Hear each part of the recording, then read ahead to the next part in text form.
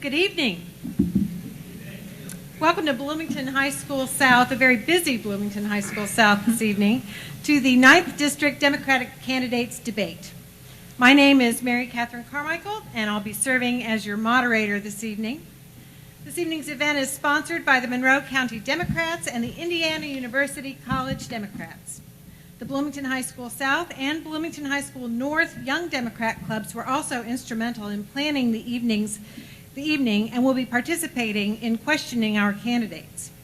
Our thanks to each of those organizations. And I'd like to give a special welcome to Wayne Vance, who is the Democratic District Chairperson, who is joining us this evening. Welcome to you.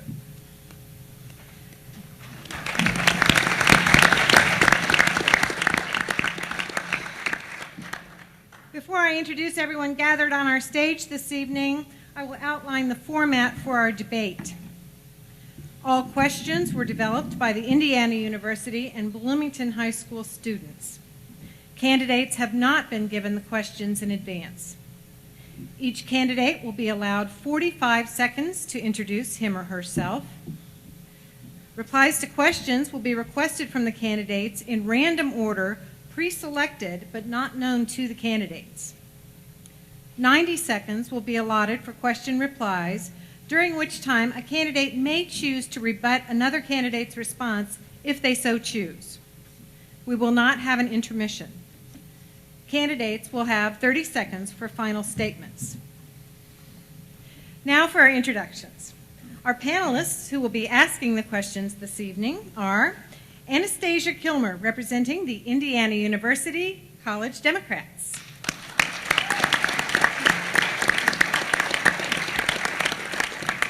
Tessa Dudek from Bloomington High School North. And Ellie Fuqua from Bloomington High School South.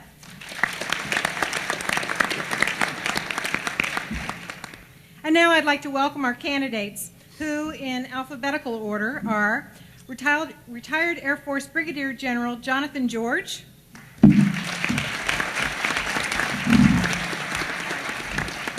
John Griffin Miller, retired Army Colonel John Tilford, Robert Winningham, and Shelley Yoder. For introductions, we will go in alphabetical order. Mr. George, will you please introduce yourself in 45 seconds or less? Well, thank you. First of all, I'd like to thank everybody for coming out for tonight's activities, particularly the organizers, John Hamilton and Fred Schultz. This is rewarding to see so many people here. Our nation is at a crossroads, maybe the most significant crossroads since the end of the Vietnam War, Watergate era. Now, we've got a lot of struggles that are ahead of us, and we need to come together as a country to implement needed changes. Americans have always been extremely good about finding solutions. That's not our problem. We've got lots of answers that we can implement. What we need is leadership. The charge to Congress is to stop the divisiveness and the leadership of hatred and instill a leadership of integrity, respect, dignity, tolerance, and strength of character. Thank you. Mr. Miller. Hi, my name is John Griffin Miller, and I'm a candidate for Congress. Actually, I'm a candidate against Congress. I believe that the 1%, the banksters of Wall Street, have bought and paid for our Congress. And the Congress that is there right now is never, ever going to solve the problems of the 99%. The issues that I am focusing on, besides the economic, reining in of the too big to exist banks, is the healthcare reform to get healthcare in the Medicare for all, and to end the wars of choice. Thank you. Mr. Tilford. Thank you, Mary Catherine. And again, it's an absolute joy to be here. You folks could be anywhere tonight watching the ball games or whatever, and you chose to be here, give up your time, which is quite a testimony to the chance we have to maintain freedom in America. I agree totally with Jonathan and John next to me. I think the debate term is going to be a misnomer tonight because so many of us do agree on these issues. As Mr. Miller's evidence, we have the best Congress money can buy right now, and you have people here sacrificing months out of their lives to do better. 4 things: commitment to the nation, and I would give you Vietnam and the current 2 mobilizations. Commitment to the district, which is face-to-face help, look up the record for who's done what. Management analysis to identify problems, and national record of fixing those problems. Thank you. Mr. Winningham. Yes, it's good to be with you this evening. As I've traveled around the district, Hoosiers have told me since October that their main concern is jobs. If they have a job, they're worried about losing their job. If they don't have a job, how are they going to find a job? They're basically worried about moving the economy again. That's my main thrust. I'm an economic developer by trade. I've been creating literally thousands of jobs over the last several years. I know how to create jobs. I'm very passionate about that. Education comes into play on that, as well as research and development. I'm also a Lee Hamilton staffer, former staff assistant to Lee. I know how to hit the ground running. I know this office very well, and I would represent you in the best way possible across this district. Thank you. And finally, Ms. Yoder. Good evening. I'm Shelley Yoder, and I am running for Congress. I believe in government, and it's time that we take it back.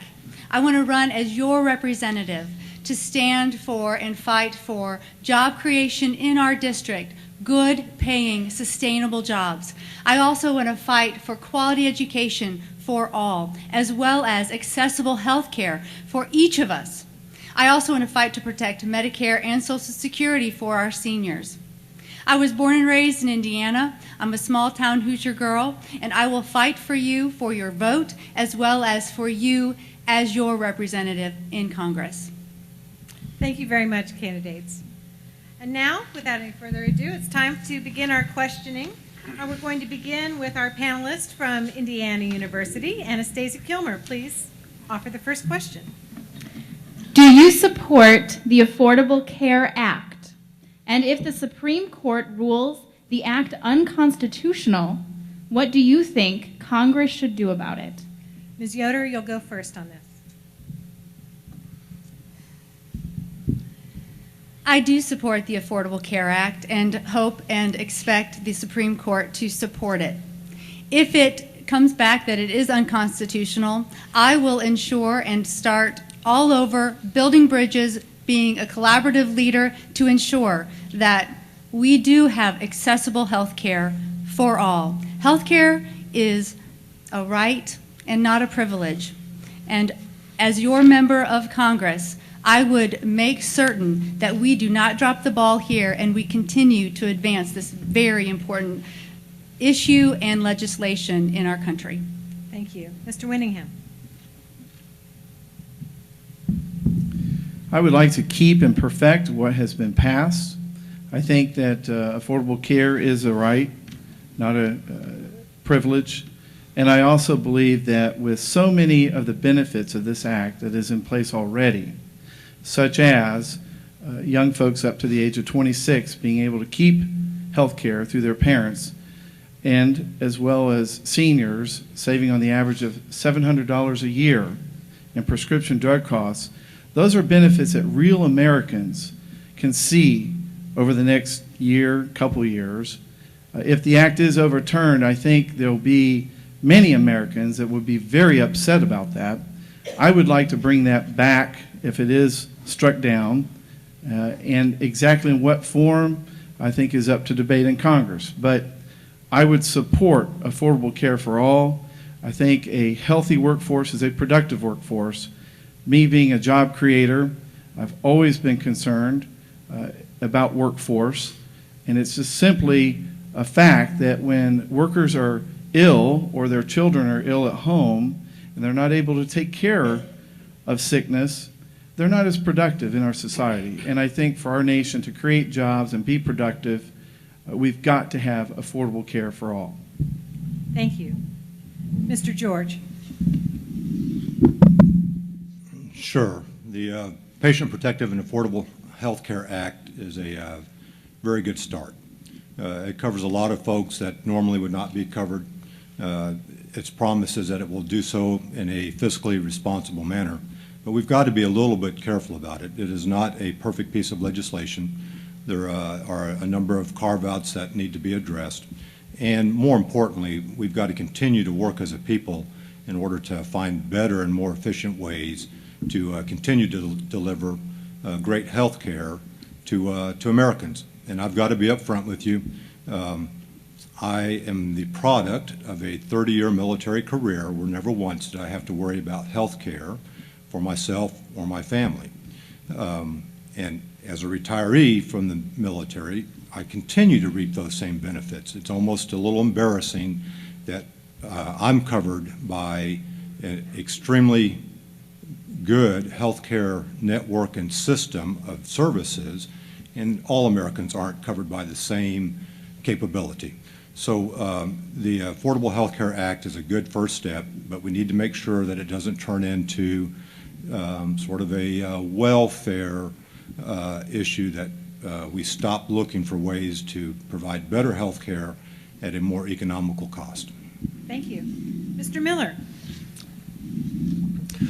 Well, this may be another way, you might hear a recurring theme tonight. I am opposed to the Affordable Health Care Act. I believe it is a failed attempt to prop up a failed delivery system. We have the best health care in the world, but 50 million people are uninsured. Another 50 to 75 million are underinsured and afraid to use their insurance. Millions die. This is a life and death matter, and millions die. We have a system that works. It's Medicare. People who are on Medicare love Medicare. It has low overhead. It controls the cost, if that's really an issue in healthcare, which I don't think it is. And we have a way of just expanding Medicare so that everyone is covered. Everybody in, nobody out. Unfortunately, when this came up to a debate, both parties, this is another theme you're going to hear from me again, dropped the ball. We had a system that was set up, but instead of negotiating it out like we should have, immediately single payers off the table. But we were going to get some sort of a lame version of it with the public option. Well, that didn't even happen. So once again, I think we need to start over again with a real single payer program, HR 676. Thank you. Mr. Tilford. Well, again, we're most of us in agreement on this point. I think incremental progress is sometimes the best you can get, and the current act is not the optimum, but it's a gallant attempt. If the court does strike it down, there are many precedents for government-run programs, and a government-run single-payer does have better legal ground to be sustained. Maybe there's an incidental way to triumph. If it was struck down, we can come back later with a better system. I would disagree that we have the best health care system in the world right now. We have by far the most expensive health care system in the world right now. We have $8,500 per person, which puts us somewhere between 15th and 25th in terms of effectiveness of health care for our citizens. It's a problem that burdens our employers. They're not internationally competitive. It's an international embarrassment that the United States of America should be behind Ireland, Spain, Greece, the basket cases of the euro in our healthcare system. We can do better than this. I totally agree we can do better than this, and we should. And to put this in a partisan situation where people are sacrificing the benefit of the United States of America and their citizens in their standing to posture is obscene. And I don't think any of us here would do that in office. Single payer, use the VA system myself. It's a model for the effective system for health care. All right. Thank you, candidates. That completes question number one. We're going to go to another panelist for our second question. Tessa Dudek from Bloomington High School North will ask our second question. Tessa? How important is the federal deficit and debt, and what specifically should Congress do about it? Mr. Winningham, if you'll go first on this one, please. Well, the federal deficit is extremely important, and Of course, most folks do know the difference between the deficit and the debt. We've accumulated a large amount of debt trying to recover our economy. And I think many Americans need to realize that we were almost in a Great Depression. And so I supported efforts to put a platform underneath this economy to get it into a growth position again. My answer to reducing deficits is naturally to create jobs. More people are working, you will grow the economy, that will naturally take care of the deficits, much as it did in the 1990s. Many of us remember here how well the economy performed then. We had more Americans working then than we do now. And so my answer is to bring growth back in the economy. As your congressman, I would get into every city and town across this district and look for opportunities to grow the economy. And I think you do that by bringing federal dollars into the district for roads, water, sewer lines, everything that is involved in bringing companies and creating jobs here in Indiana. So those are investments, obviously, where there's opportunities to cut here and there programs that are no longer useful. Obviously, I would support that, but I think you have to bring growth back into the economy first and foremost. Thank you. Mr. Miller, will you please go next? We didn't have a famine. We didn't have, a disease, some sort of epidemic. We had a banking crisis. And the banks decided to get very, very greedy and sell credit default swaps and really just get into the mortgage industry and steal the equity in our homes, the equity in our pension funds, et cetera, et cetera. This is a banking problem. This is not a real, externally induced crisis, and that's why the economy tanked in 2007. So what we really need to do is get the banks under control. They're not lending money. They're not doing what banks are supposed to do. So the change that happened in the banks in 1999 was the repeal of the Glass-Steagall Act, and that caused the banks to become insured with the FDIC but unregulated, so they could get to be too big to fail, which I like to call too big to exist. The banks need to be broken up, and that will bring the economy back. What Robert said about jobs is actually true. There are huge programs that the government could embark on, like FDR did with the TVA, and there's water programs like NWAPA and other things that we could be doing now to really generate a lot of jobs. Thank you. Ms. Yoder. How important is the federal deficit and debt? It is important, and it needs to be held in a larger conversation along with investing in our country. They go hand in hand, and I would push to offer investments in education and make it a priority. I would also look to invest in infrastructure, creating ways in which commerce and technology can advance, both bringing jobs to our country as well as strengthening our ability to be competitive in the 21st century economy, global economy. I would look to invest in research and development. Those investments would directly help bring more income, more the color black into our budget, and would help to address what is important, is the deficit. However, we need not, what they say, cut our nose off to spite our face. We need to approach this with common sense and sensitivity on ways that we can advance the strength of our country as well as addressing this great need. Thank you. Mr. Tilford, will you go next, please? Be a good idea. I'll go for that. Investment, great. Totally agree with this. You don't want to be fearful. You want to have confidence in the United States and the people. If you play Hoover versus FDR, you see the example I'm trying to make historically. If we withdraw back within ourselves, we've already defeated ourselves. We can't do that internationally. We have to realize, on the other hand, that who holds this debt is China, and they're on the verge of winning in some arenas. Is it critical that we have, reduce the deficit? Probably yes. We can live through it. We lived through worse before. Obviously, you can allow the, dear God in heaven, allow the Bush tax cuts for the wealthy to finally die would be a good step. I'll point out something from the old IRS days when I was out there collecting tax money. $500 billion a year are assessed in taxes, primarily corporate taxes, and not collected because we reduce staffing for the IRS and they can't collect money that the tax cheats owe and can't be collected. Sort of like shooting yourself in the foot 3 times. The investment we did to support your version of investment to save the automotive workers. The foundry in Bedford right now is running 3 shifts. Had we not gone out in that little limb there, not that far, and invested, this economy would be depressed from this point forward going south through Orange County.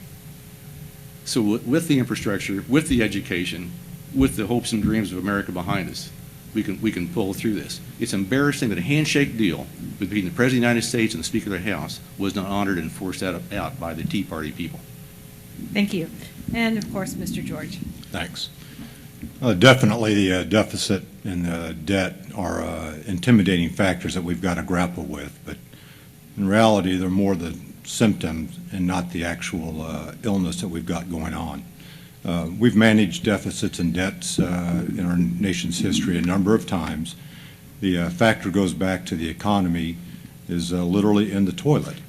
And once we turn the economy around, and we've got the tools to do that, then the deficit and the debt become much, much less intimidating, and eventually they don't become a factor at all. Now, there's a number of things that are at play here.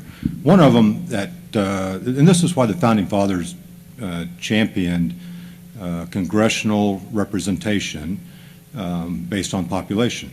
The United States is fairly successful between Seattle to San Diego to Houston to Miami to Boston. They are not struggling. They're growing at a fairly healthy rate. But it seems to be that everybody between the Sierra Mountains and the Appalachian Mountains are expected to be the offensive linemen of our country, put out, work hard, and then we don't need to do anything to continue investments in the Midwest. So proper representation makes sure that 2 things more than anything, that our values of hard work, respect, not ask for much in return, get to Washington, D.C., and that Washington, D.C. allows us to have investments that are important to the whole country. So regionally, we can take care of the deficit, the debt, the economy fairly quickly with good representation. Thank you. Asking our 3rd question this evening from Bloomington High School South is Ellie Fuqua. What, as a member of Congress, would you do to strengthen public education? And we're going to begin with Mr. Miller on this one, please. This isn't one of the issues that I have been focusing on. Education is very, very important, obviously, and what you're going to get from the other side of the aisle is, abolish the Department of Education, things like that.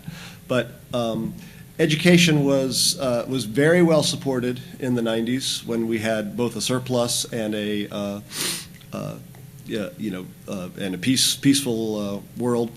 The reason that we're being asked now to live within our means is the same thing that I've been saying before, is that the banks and the 1% have gotten in the middle of all of our transactions and stolen our money. And without any bankers going to jail, without any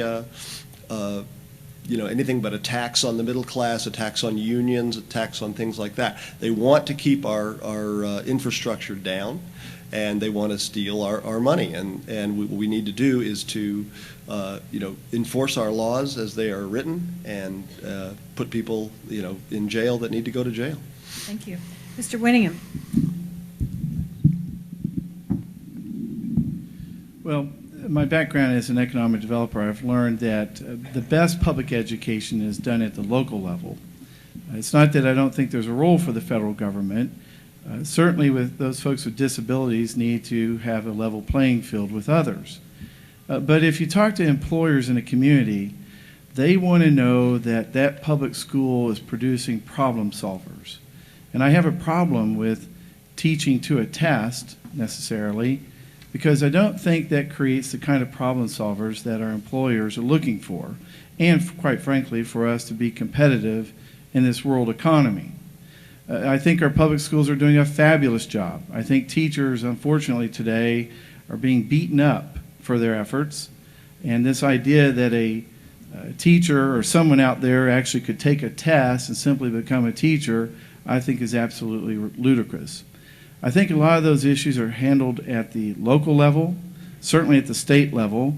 I disagree with many of the proposals that Tony Bennett and his administration have put together for our public schools here. And I would go back to, at the end of the day, the real test for our students, and many teachers are for this, is what is the employable skill of each student going to be? Can that student ultimately get a job and be a successful citizen in our society? Thank you. Mr. George, will you please go next? Yes, ma'am. This one is very straightforward, and it harkens back to one of the reasons why I decided to run for U.S. representative. The current incumbent, current congressman for this district, is saying no to so many leadership opportunities that he has in order to make sure that Hoosiers stay in the fight, that we remain productive to our country. A future of a people is dependent on the education of primarily their youngsters and the next generation that comes, but almost as important to continuing education as we go through life. The federal government has a responsibility to make sure that resources are equally divided, appropriately divided, between local jurisdictions. Local jurisdictions have a responsibility to make sure that the educational resources are administered in a fair and applicable fashion so that it points to a future of hope and promise, and not one built on the way that we did things before. So the federal government has a significant role. This is critical to our future as a people, and it's one of the passions that has driven me to jump into this race and try to make sure that we have a future ahead of us and not a past, simply just a past behind us. Thank you. Ms. Yoder, will you please answer the question? As your member of Congress, I would make certain that it is time that we become a country that is pro-teacher. And I would make certain that teachers are invited to the table to discuss things, legislation, policies that impact teachers. It seems as though there is this sentiment today in our country that teachers are trying to pull one over on us.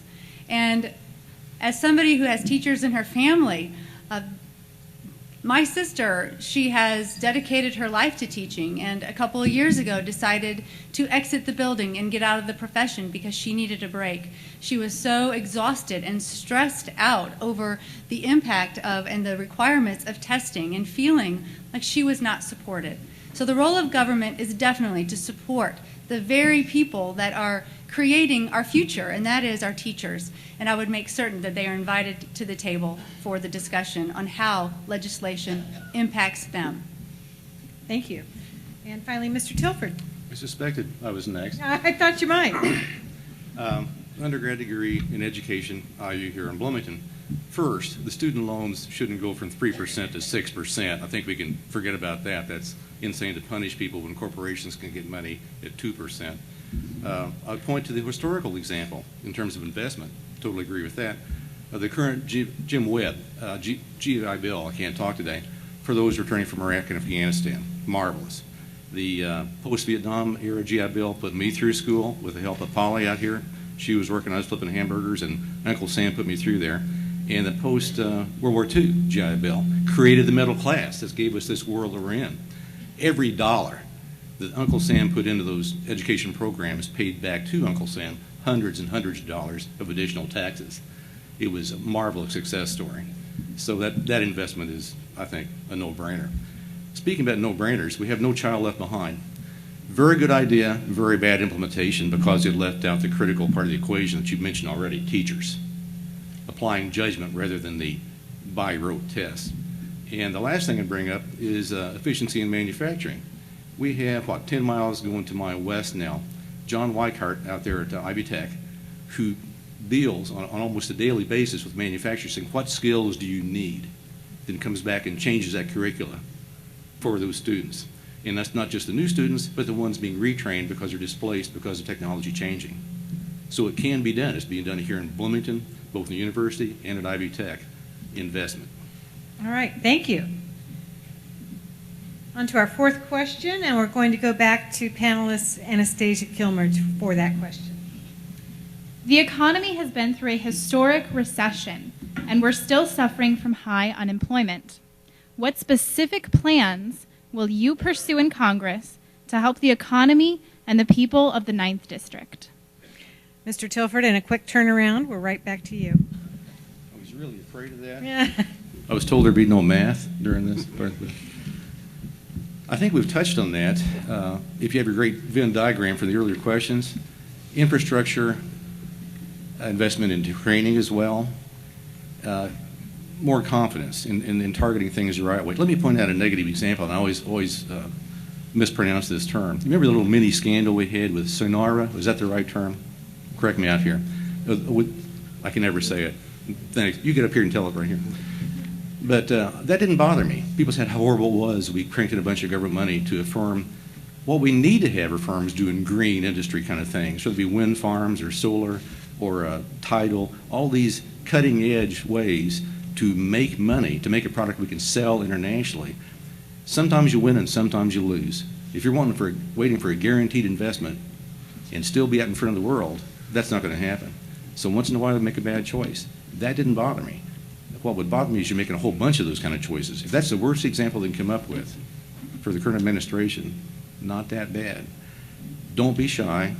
Don't lack confidence in the United States. Invest, invest, invest. Thank you. Mr. George, please go ahead. Yeah, thanks. This is another reason why I'm so dedicated to running for this office. As maybe a few of you knew, I spent 30 years in the military because I saw that the threats to our survival were primarily from overseas. But in the last 10 years, we've got a breakdown in our own domestic policies that need to be addressed. And that's a national security issue of great importance. Getting the economy back on its feet is I can't stress that enough. Now, and this is why.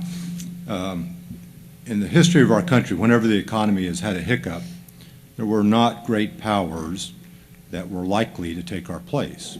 But we are a junction in history right now where not only the Chinese, the Indians, and soon the Malaysians are in a position that they can suck away our customers, and our customers are likely not to come back. So there are things that we can do on a national level, but what you're asking for up here is what can we do here locally? And I think Uncle Sam can invest more in infrastructure, whether it's bridges and roads and cell phone towers, in research, Research Triangle tying in Crane Naval Weapons Station, in Indiana University, Ivy Tech, towns that are progressive like Bedford and Salem. We can make those kind of investments in education, sciences, medicine. We can turn Uncle Sam into continuing to make sure that Southern Indiana stays productive to our country. Thank you. Ms. Yoder, will you please answer the question? One of the great things about the 9th District is the beauty and access to our natural resources. And I would make certain that those are protected and used. I think as a member of Congress, we can start addressing clean energy initiatives. That would be something that I would present and promote early on in my term. I think that clean energy addresses the economy in a very sort of broad, circular way, in that we can have job creation, we can have skills training, and we can also address some of the issues of healthcare concerns that are created by the impact of the environment caused by some of the use of fossil fuels and coal burning in our district. And such clean energy initiatives would be holistically and beneficial for our constituents. And this would be something that I would really want to bring to the 9th District as a way of addressing the current economy, as well as addressing our impact, our reliance on oil. And this would be what I would want to present early on as a way to address the economy and job creation in the 9th District. Thank you. If you'll just slide the microphone over to Mr. Whittingham, he's next.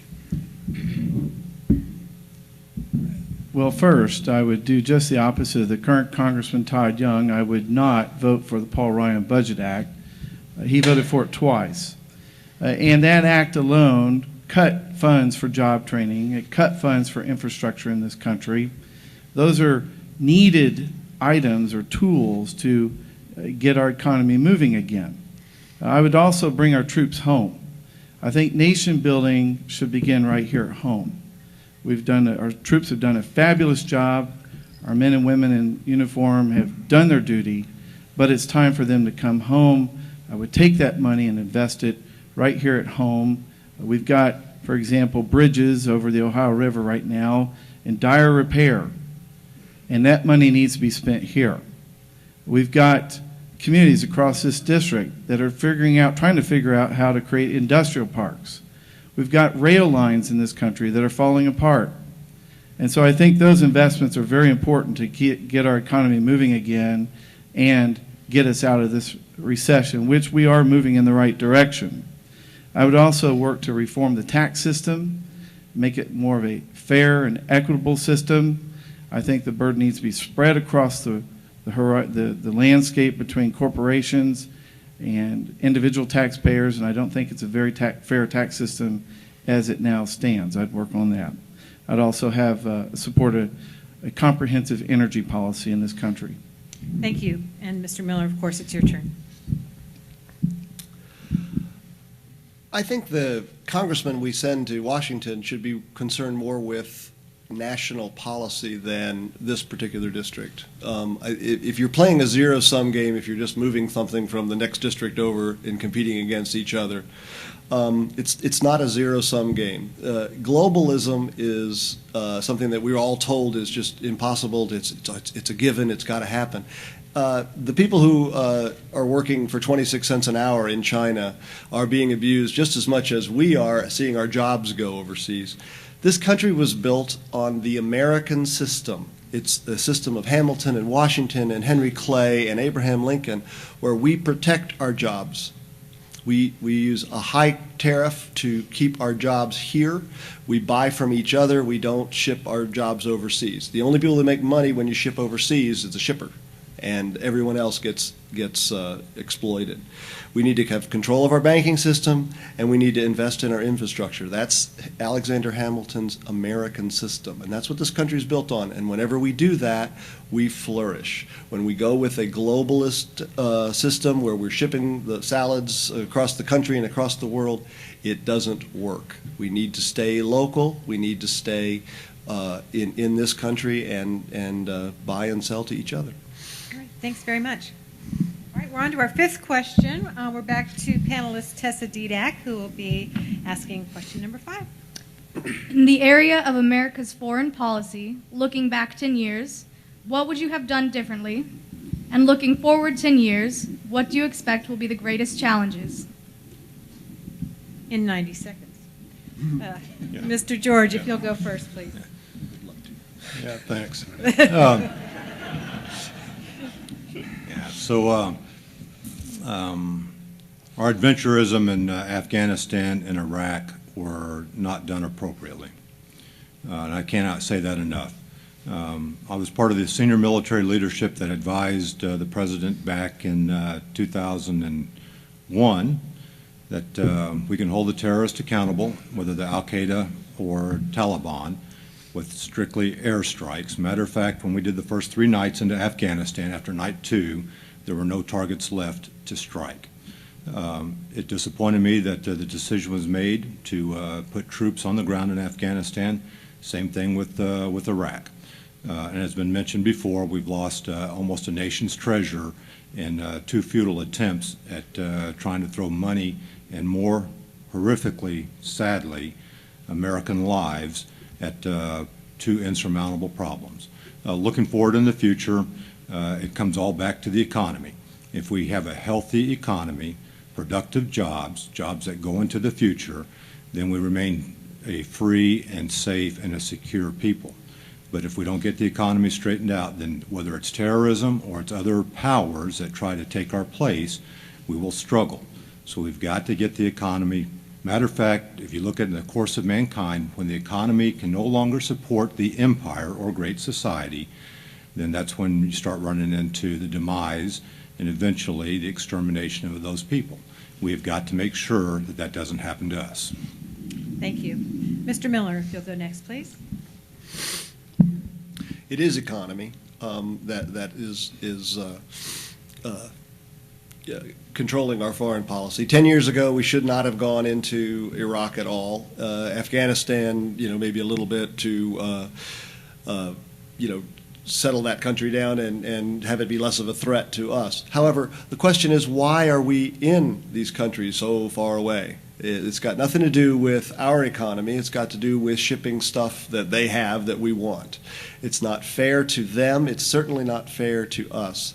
The only war we should be waging right now is against the international financiers who are drumbeating the drum beats of war toward Iran, which is not a threat, never has been a threat. And what we should be trying to do is to have cooperative efforts with these foreign countries and not such competitive efforts to make sure we keep them in line. We're the biggest empire in the history of humanity.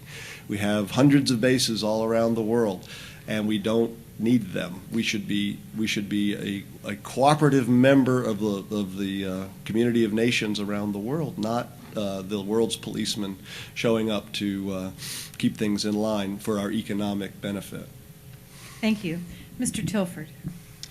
To agree with Jonathan, he was in the White House level as over the Pentagon, and I was briefing the Joint Chiefs that no, you don't need to go into Iraq. Please stay in Afghanistan and finish the job there. And you saw what happened based on Tommy Frank's decision to not listen. They had a different staff and a different agenda and a different audience there in the White House. But it happened, and I hope we learn from it. There's another 4,500 dead was not good. Another 33,000 wounded. And we're not counting the post-traumatic stress cases, which will be turning up for the next 50 years on these men and women that come back. For the future, let me just give you the brief class on how nations deal with nations to get them to do what they want them to do. DIME, and we have the D for diplomacy, I for information, M for military, E for economic. On the E, you flip over the back of your collar and see where it's made, and you determine we're not being real competitive right now on the economic. That's a problem, and we touched on this earlier. For diplomacy, that relies a lot on your international reputation, and we dissipated a marvelous opportunity to have the world come with us after 2001. That was a serious cowboy diplomacy mistake. Information age also overlaps with intelligence. We're holding our own, barely, in the cyber warfare.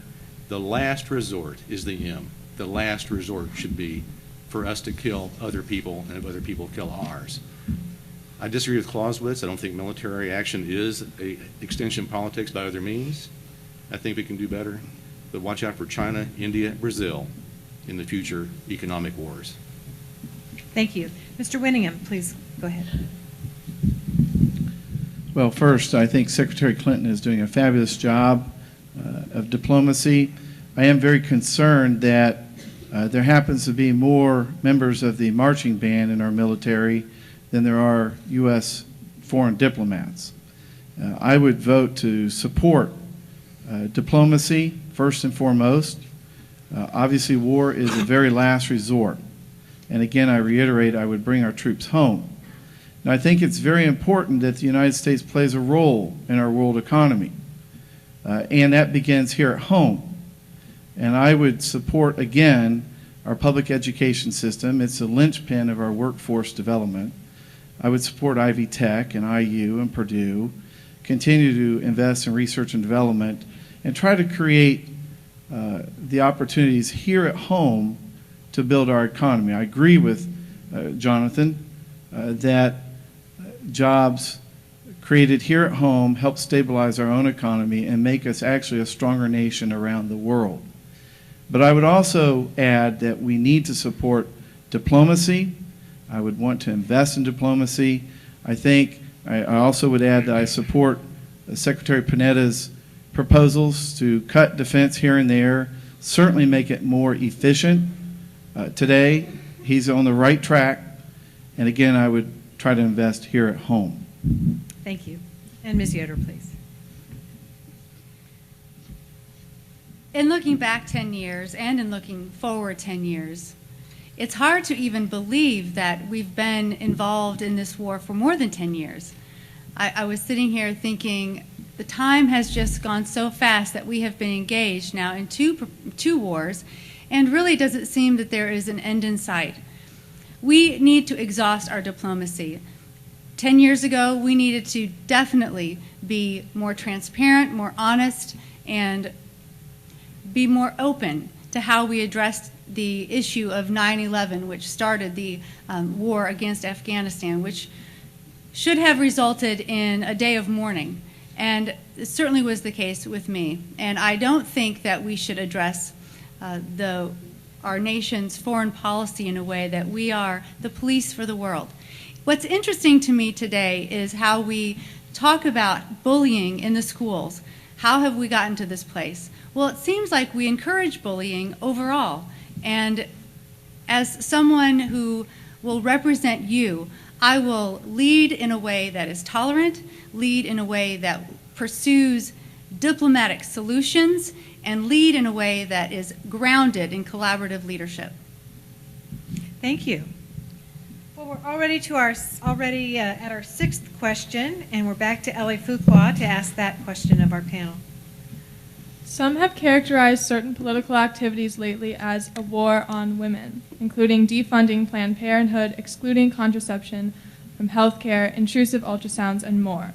Do you agree with the Supreme Court's decision in Roe versus Wade, and what is your view of Congress's role in these issues? And Ms. Yoder, we're right back to you, please.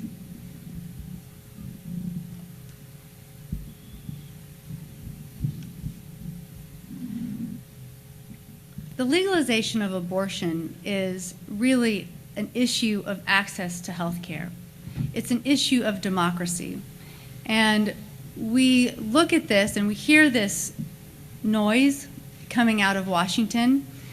And unfortunately, you would think the noise would begin to diminish, but it continues to press on. And now we're looking at the defunding on violence against women or not reinstating the Violence Against Women Act.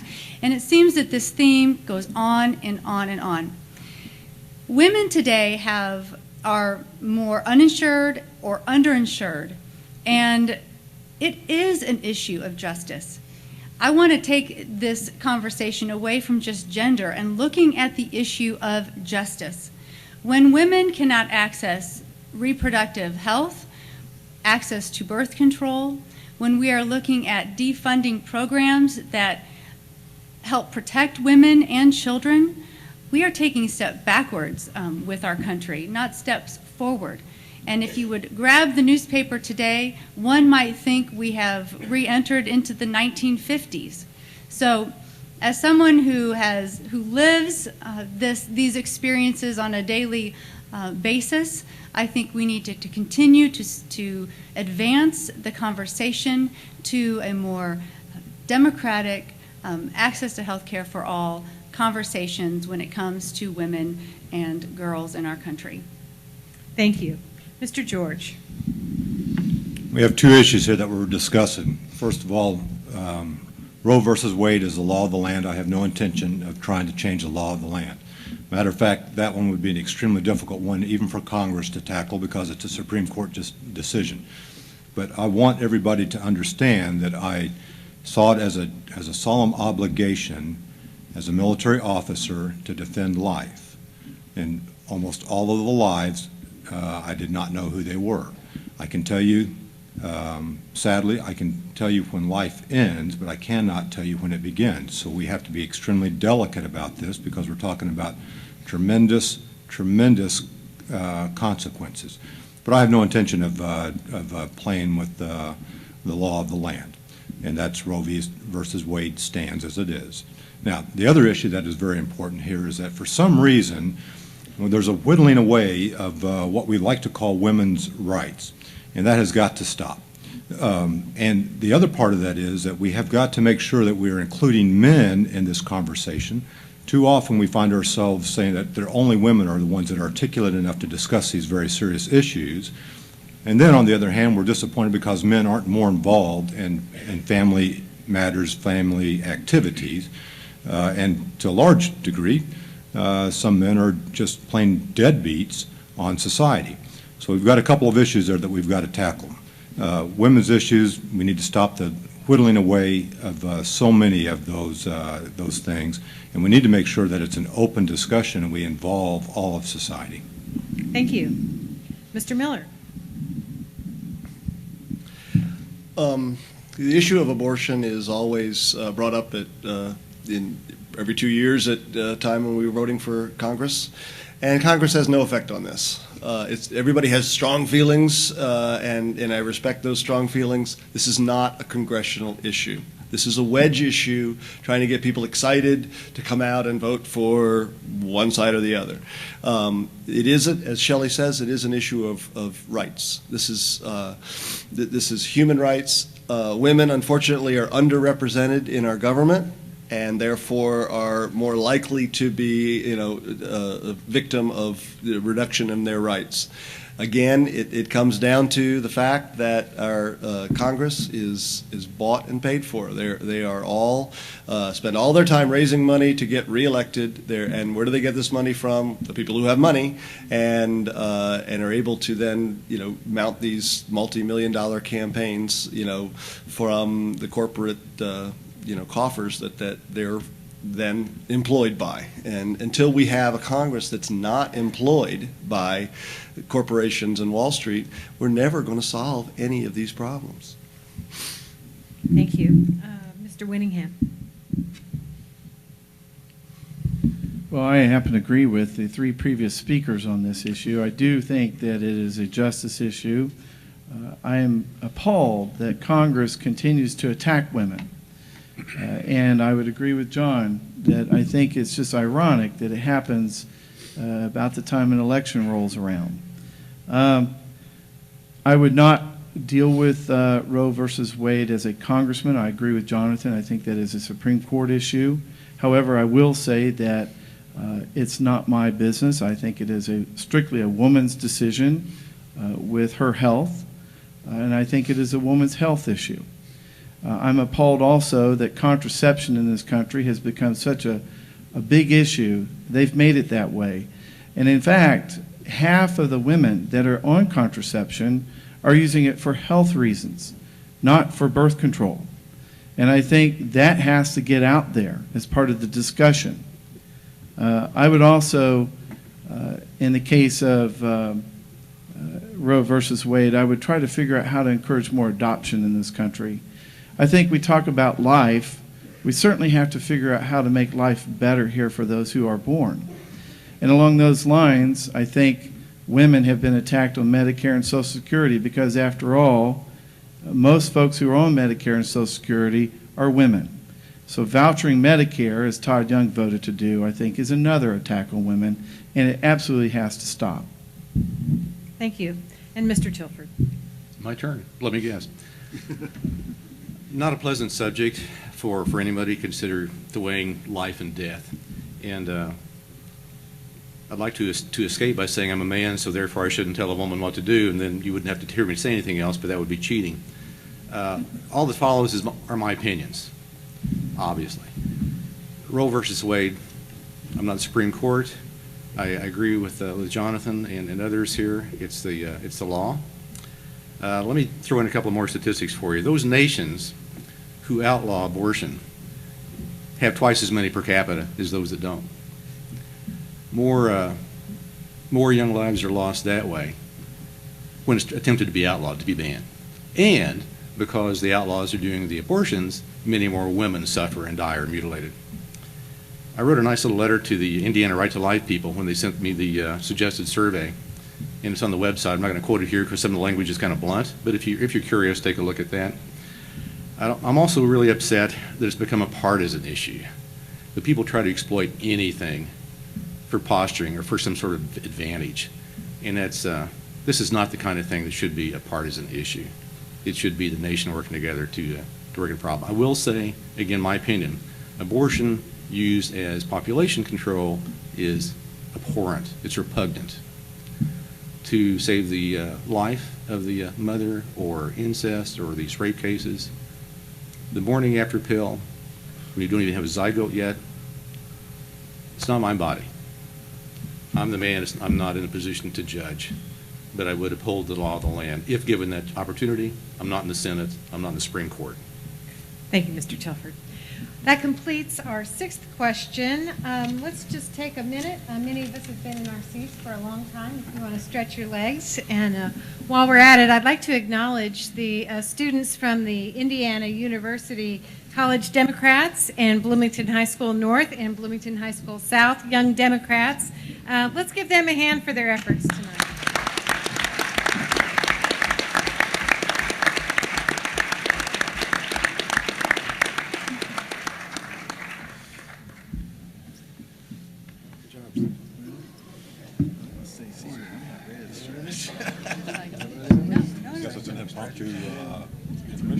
We're not going to take an intermission, so please don't go far. We're going to start right back up. Right back up, whenever we feel like it. So it might be at any second.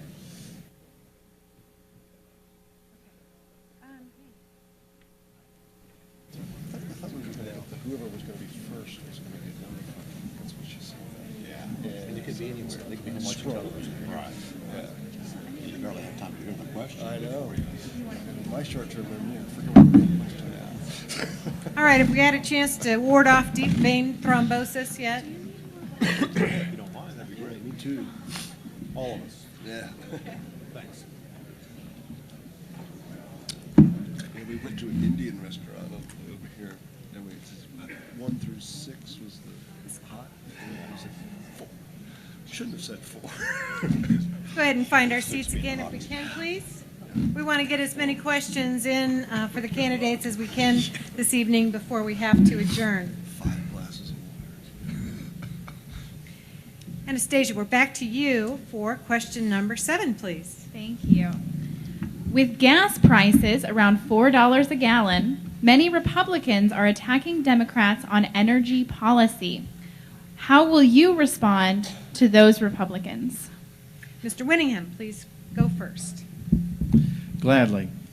First off, most Americans need to understand that what is happening in the gas prices situation is really a lot of out of our control, out of the president's control. With growth in third world countries, emerging nations such as China and India, there just simply is a lot more gasoline being used, fossil fuels being used today. In fact, we are drilling more today than we were 8 years ago under George W. Bush. So we're drilling, and yet gas prices keep rising higher and higher. I would support a comprehensive energy policy that would include alternative to fossil fuels. I think fossil fuels obviously are here to stay in the interim, but I really think we need to start investing more and more into solar, wind, and other types of alternative fuels.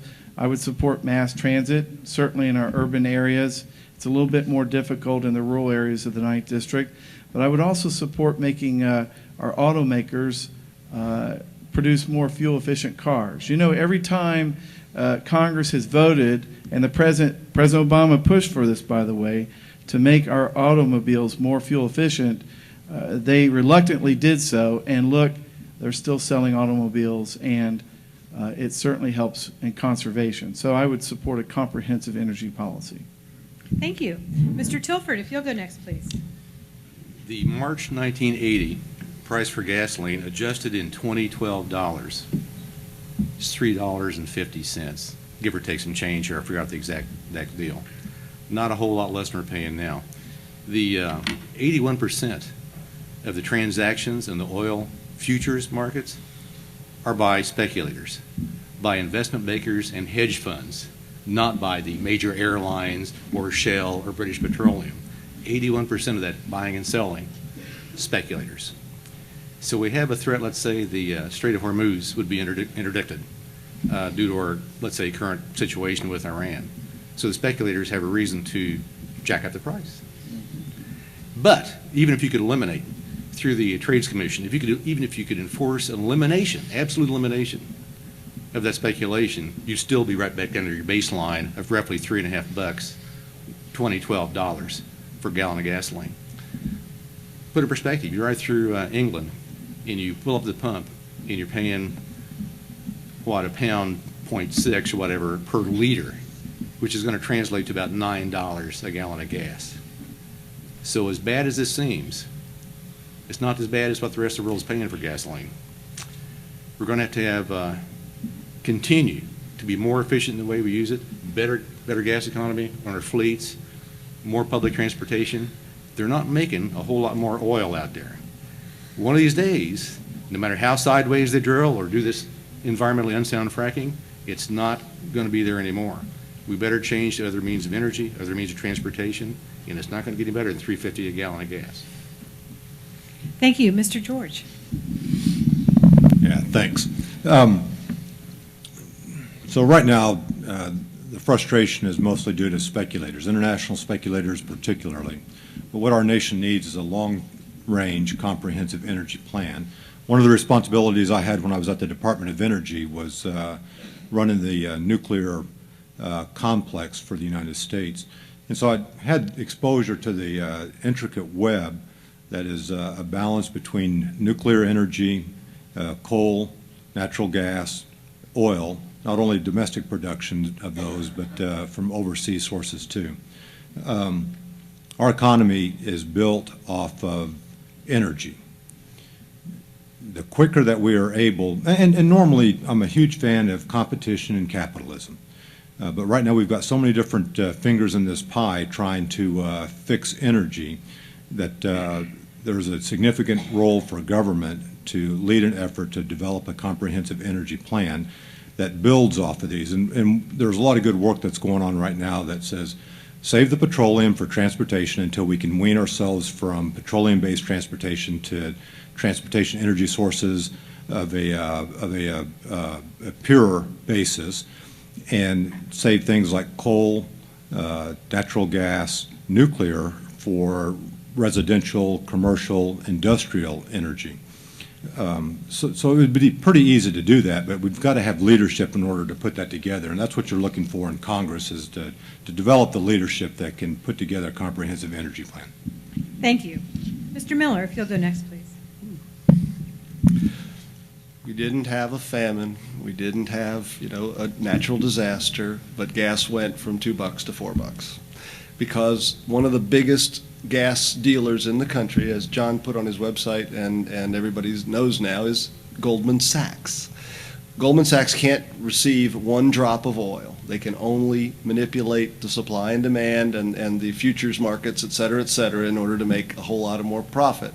If you consider how much oil we use, going from, $2 to $4 a gallon is a huge amount of money. They've done the same thing in healthcare, in airlines, in real estate and banking, and now they're doing it in energy prices. It's the middlemen, the people we don't need in the middle of our economic transactions. They need to be restrained. As everyone has said, the greed is not going to restrain itself. If your job is to make money and to make money on money, you're going to be very, very good at it, and they are. And where are they going to get it from? They're going to get it from us. We need to get away from a monetarist economy and get back to the American system, a credit economy, which is based on the value that you produce. And until we quit making money on money, which is 40% of our economy, we're never, ever going to get past these kind of crises. Thank you. Ms. Yoder. We do need a comprehensive approach to addressing our dependency on oil. And the price of gas is pretty outrageous, and who's paying the price are working families and businesses who are trying to stay afloat. And we need to address this by believing in the American people, that we have the innovative ideas and the ability to invest in wind power, invest in solar energy, and create electric cars that will carry us on through the 21st century and keep us not dependent on foreign oil. I think there is that saying, you keep doing the same thing expecting a different outcome, and that's the definition of insanity. We have had this conversation for years because we are expecting something that's finite to be infinite, and it's just not going to happen. I grew up in a family that has been directly impacted by depending on foreign oil. My parents and my grandparents owned a little small filling station, and it went under because in the late 70s and early 80s, we had the gas crisis. And so my parents had to figure out another way to make a living. And I am one who couldn't stand up to big oil then, but I can stand up to big oil now, and it's time that we just decide as a country, enough is enough, and we can use our ingenuity to create clean energy sources. Thank you. That concludes our 7th question, and with our 8th question, we're back to Tessa Didak. What in your background and expertise will best help you be an effective member of Congress? What in particular do you think you can do for the 9th District that another candidate cannot? And Mr. Miller, we're going to begin with you for this one. Okay, this is another place where I differ from probably the rest of the candidates in that I don't believe that it's our congressman's duty to bring home the bacon. In fact, there's no bacon to bring home anymore since we've gotten rid of earmarks. I think it's our duty to send somebody to Washington who will stand up for people, for the 99%, for the people that we depend on and that elect them, not the people who support their campaigns in one way or another. Congress' main responsibility, in my opinion, is the general welfare clause. They have to support raising our standard of living and protecting the people who can't protect themselves. Right now we have a Congress that's bought and paid for. It's one that is employed by Wall Street and giant corporations, big oil, et cetera, and they behave that way. They're good employees. We need people in Congress that are employed by the people of the United States, the middle class, the working class, not the 1%. Thank you. Mr. George, you'll go next, please. Well, obviously, I'm frustrated with the way things are going right now in our country, and particularly here in southern Indiana. Otherwise, I wouldn't be running for U.S. Congress. Basic Civics 101 says that the country is divided into 435 districts, and each representative is supposed to represent their individual district. I'm not running to be Queen of America. We have an office called the Presidency that is responsible for looking at the entire country as a whole, and supported by a number of other officials. Most of them are very dedicated officials. That's why we have a Senate that is charged with looking at national and international issues, 2 from each state. The representative is the one that takes our values to Washington, D.C. The representative is also the one that makes sure that Washington, D.C. gives us a fair opportunity to be productive to the rest of the country. When I was a youngster, southern Indiana was a hotbed of productivity. It was proud to be from southern Indiana, but I've got to be blunt. Right now, southern Indiana is struggling. All the metrics that indicate the health of a society are going in the wrong direction if you happen to be a Hoosier that lives between Indianapolis and Louisville, Kentucky. Everything from the birth weight of youngsters to drug use to poverty to the loss of jobs to the wages, all of them are going in the wrong direction. So I think a representative has an obligation to make sure that D.C. treats southern Indiana's 9th District with respect. It's as simple as that. Thank you. Mr. Winningham. Well, I have 2 distinguishing points from my colleagues here. One is that I served as a staff assistant to a congressman. I spent several years in a congressional office. I know how it works. And let me tell you, there's a lot of aspects to it that you just don't know. For example, when a constituent writes in, and by the way, you'll get over 1,000 letters a week in your office, that constituent expects a response within a week. I ran into a fellow not long ago here in the 9th District that wrote into Todd Young back last July, and he's still waiting for a response. that is not constituent service. I also learned how to listen, be accessible, and serve with integrity with my work with Lee Hamilton. Those are three important things that a good congressman can do. A good congressman also can get into each community across this district and look for opportunities to create jobs and support public education, support teachers, support our unions. That's what a good congressman does. And I thought Lee did a very effective job of doing that, and I learned from a very good master of that. But here's my other point, is that I'm an economic developer by trade. I've been doing that the last 13 years. We created over 5,000 jobs in the last community where I did economic development, and we did it with good public schools, good community colleges, good higher education, research and development, and investing in infrastructure. I know how to create jobs. Thank you. Ms. Yoder. I meant to address this, and we took the break, and then I forgot when we came back. But I wanted to go back real quickly before I answer this question and address a couple of comments about how this war on women, a couple of my opponents up here have said that we hear about this every 2 years. No, we don't. This happens every day. Violence against women happens every day. Trying to control women's bodies and women's voices happens every day. It isn't that we just hear about it every 2 years. It's happening every day, and I just wanted to make a point about that because maybe that's only when we listen and hear it, but it's happening every day. So what do I bring to the job and to the 9th District that's unique? I would say I'm a working mom. I am an associate director here at Kelley School of Business at IU, and I help the leaders of tomorrow find jobs today.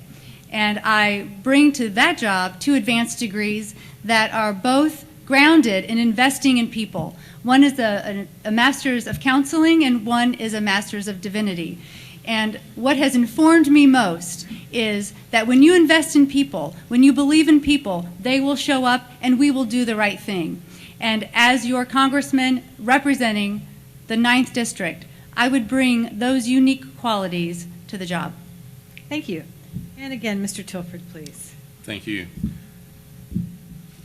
Starting in 1975, and that's 37 years ago, and of course I'm the oldest guy here, so in comparison, I've been doing face-to-face assistance to citizens in the 9th District. And it's very fulfilling. A lot of them have passed away during this time. It would be for disability compensation or pension for survivors or education benefits or children going to school, all these things. And my mind is not as sharp as it should be for names, but I see these faces at night. I can play them back. And it's sometimes it's a good story, and sometimes I didn't catch them in time, and it's a sad story. Second point. For 2 different federal agencies, I was a management analyst and organizational analyst to identify problems, come up with solutions, make presentations, trying to fix things. Third one,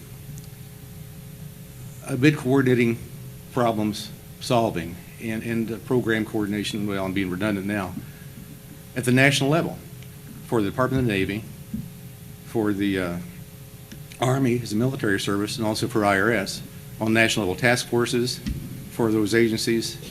Retired as Deputy Commander, National Ground Intelligence Center there in Charlottesville, Virginia. I think it takes all 3. I think you've got to know the people, not just referred people to solutions, but provided solutions, identified problems, and have the experience to help implement those solutions. Thank you. All right, it's already time for our 9th and final question, and Ellie Fuqua will be giving us that. What is your opinion about global climate change, and what, if anything, do you think Congress should do specifically to address it? What kind of bills, if any, would you support? Mr. Tilford, if you'll begin, please. Yes, it is not fiction, and Al Gore had a pretty good presentation. And if you go up to the North Pole these days, you don't find Santa Claus, you're likely to find empty water, no ice. It's happening. We might debate the causes, but there's no debating we have more and more carbon dioxide being released into the atmosphere, and we, as human beings, have a heck of a lot to do with it. Unfortunately, a lot of this is being done in China and Brazil and other parts of the world as they get more and more into automobiles and things that make carbon dioxide. But it's a world problem. We can't do it by ourselves. We can help contribute to that solution. I don't know. I don't know the absolute solution. We have partial deals of marketing, voucher kind of systems for carbon footprint. You have all these different approaches. Yes, it exists. Yes, it's going to come back and haunt us. What are we here in Indiana? We're like the new Tennessee, maybe Georgia. What kind of weather are we going to have here in the next few years? Probably not my problem so much as it is yours, because I'm getting pretty old these days. My son's going to have to worry about this kind of stuff. What should we do about it? Well, what our administration should do is international treaties. Congress, not so much. But it's going to be international and UN cooperation to try to limit human emissions to the carbon cycle in the atmosphere. We better be doing something pretty gosh darn quick. You guys have seen the numbers like I have, and it's very pessimistic, and it's too late to stop it now. It's going to go on. The only question is, how bad is it going to get? Thank you. Ms. Yoder, if you'll go next, please. I remember clearly reading the paper after Todd Young won, and it's saying that he was a proponent of standing against the idea of global warming. And I thought, who have we put into office? And here we are, we have a congressman that does not believe in global warming. And this is of serious concern. I feel like I keep coming back to this, developing clean energy and renewable energy and the importance of that. But really, it's the most important thing. We are on a trajectory that is not sustainable. And all of these conversations that we're having come right back to the issue of our dependence on foreign oil, our thinking that something that is finite will last us on through eternity, and it won't. We need to invest today in sustainable green energy initiatives. And this would be one of the things that I would start right away as your member of Congress to make certain that this remains a priority so that we can have this conversation in 10 years, 15 years, 100 years, that we are still here and alive and well. Thank you. Mr. Miller. Well, here we go again. Cleaning up the environment's always good. Doing things that lessen, improve our air quality and our water quality, et cetera, et cetera. Spending trillions of dollars right now to solve a problem that is probably unsolvable is not good use of our resources when 1,000 kids die every week, I think, of diarrhea in Africa, a very solvable thing. Why aren't we worried about that instead of the fact that the water level is going to rise 18 inches in 2050? I think this is yet another distraction. It's a misappropriation of our attention to something else. Another issue here is, we've gotten our development done pretty well. We had all the energy we wanted. Now the third world is wanting to get some of this energy, and suddenly, oh no, it's got to be clean. You can't use coal, you can't use that, and we won't let you use nuclear.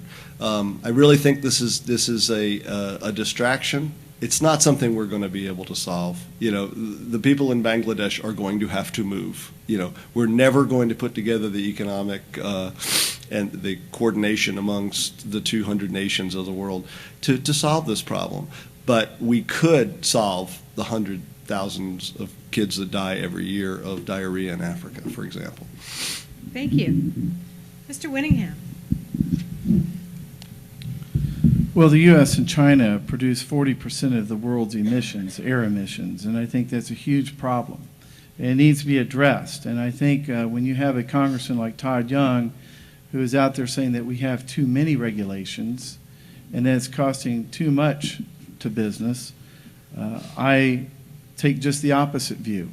I think regulation is a good thing when it's enforced properly. And I think most of us in this room, I have a 4-year-old and a 16-year-old, I have 2 kids, are concerned about clean air, clean water. I'm old enough to remember in the 60s before Richard Nixon, a Republican, created the EPA. It was pretty bad. I would also say that as an economic developer, whenever I did economic development in the 2 cities in which I worked, I supported sustainable growth, and I think we need to do more of that. Bloomington has done a fabulous job of that. And I also support LEED certified buildings whenever possible. In the 9th District, we only have a smattering of LEED certified buildings. I would like to see businesses incentivized to create more LEED certified buildings that save water, save electricity, save all of our natural resources. And finally, I would support an energy policy that would end subsidies to big oil. I want a comprehensive energy plan that would be put in effect as soon as possible to save our environment. Thank you. Finally, Mr. George. Yes, I'm concerned about global warming. And I think Congress has an obligation to research that. I'm not sure what's driving it. I'm a little suspicious that a growing population, a growing industrialization around the world probably has a factor in global warming. It's a little difficult, though, to gauge what we can record over the last 100, 200 years and see a change in the climate for a place that's been around for thousands of years and then pinpoint it exactly. But I think it certainly is well worth making a continued larger investment in looking at what's going on there. My suspicion is that petroleum-based, carbon-based fuels in a growing population is probably having a big factor in global warming. And it goes back to the comprehensive energy plan that we need to have. A couple of laboratories that I was responsible for when I was in the previous administration, Lawrence Livermore is close to duplicating the energy of the sun in a laboratory. Los Alamos is close to being able to harness hydrogen power out of 600 gallons of water that would power an entire metropolitan area for a year. So we can drive into the future with old-fashioned Yankee ingenuity and optimism, not run from these serious issues if we have the correct leadership that knows how to drive improvement in Washington, D.C. Thank you. That completes our questions. We'll now take in reverse alphabetical order this time, 30-second, very brief, closing statements from each of our candidates. And Ms. Yoder, that means you'll begin. I'm running because I still have hope. And I decided to run for Congress because I wasn't ready to throw in the towel and think that our representation in Washington, that our Washington was not something that we could save. And I believe in the American people. I believe that at the end of the day, we want to do the right thing and the best thing for each other. And I am running because I want to fight for working families.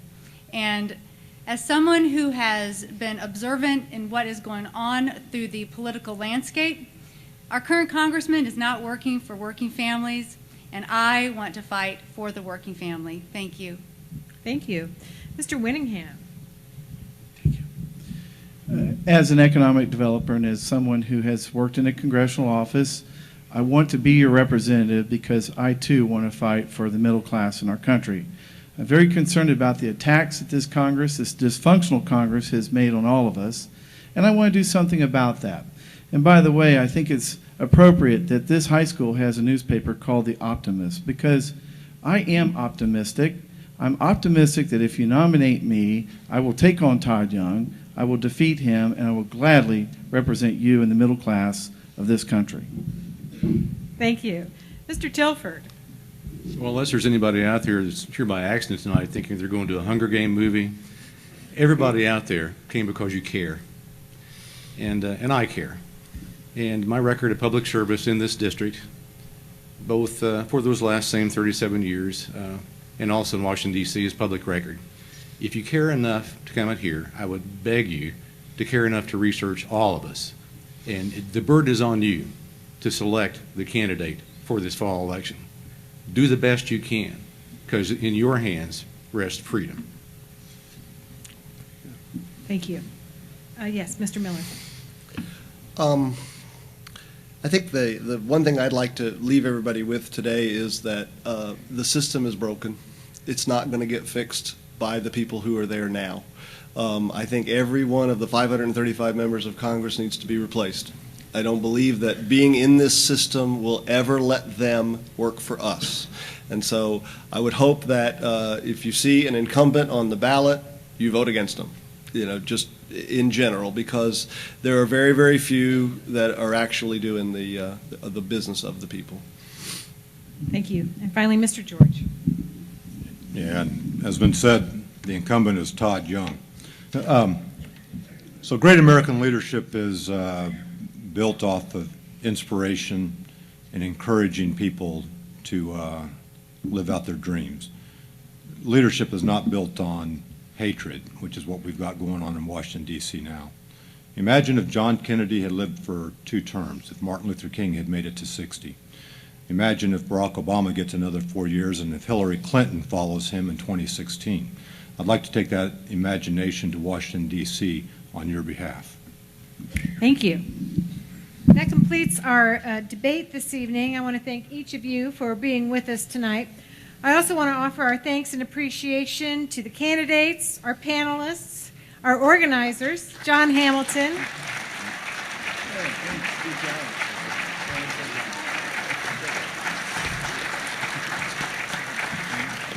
You're very kind, but there is more.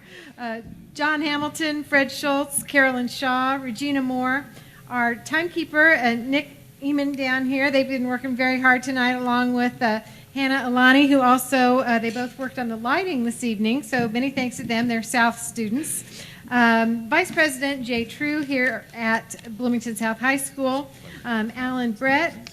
We also want to thank Janet Stake, who is in charge of, or the advisor, I should say, not in charge, the advisor for the Young Democrats Club here at South, our Monroe County Democratic Headquarters, and a message from Ed Robertson. He says poll workers are desperately needed. Here's Ed.